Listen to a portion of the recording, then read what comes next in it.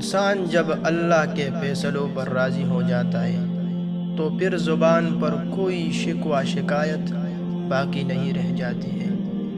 رضا بالقضاء جو اللہ والوں کی صفت ہے، یہ بہت بڑی صفت ہے کہ اللہ نے میرے حق میں جو لکھا ہے وہ مجھے پہنچ کر ہی رہے گا، اور جو مجھے نہیں پہنچا وہ اللہ نے میرے حق میں نہیں لکھا تھا۔ جو انسان اللہ کے فیصلے پر راضی ہو، اللہ رب العزت اس بندے سے بڑے خوش ہوتے ہیں۔ حدیث پاک میں آتا ہے کہ جب کتاب یعنی لوح محفوظ بنی تو اللہ رب العزت نے قلم کو حکم دیا کہ لکھ لو، تو قلم نے اللہ رب العزت کی طرف سے لکھنا شروع کیا، لا الہ الا انا محمد الرسول، سب سے پہلے یہ لکھا گیا۔ پھر آگے لکھا من لم یستسلم بقضائی،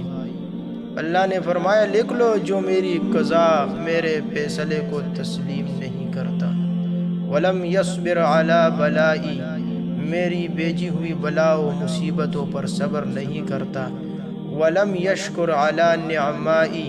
میری نعمتوں پر شکر ادا نہیں کرتا، فلیتخذ ربا سوائی،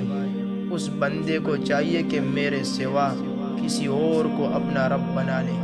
لہٰذا مومن کی ایک بنیادی خصوصیت یہ ہے کہ وہ اللہ کی رضا پر راضی ہوتا ہے۔ جو حالات بھی آتے ہیں وہ اپنے مالک سے خوش ہوتا ہے، وہ اس کا بندہ اور اس کا غلام بن کر ہر وقت اس کے دربار پر حاضر رہتا ہے، اس کے معمولات میں کمی نہیں آتی بلکہ وہ اور زیادہ کر دیتا ہے اور اللہ کی قضا پر راضی رہتا ہے۔ نہ ہجر ہے اچھا نہ وصال ہے اچھا، یار جس حال میں رکھے بس وہی حال ہے اچھا۔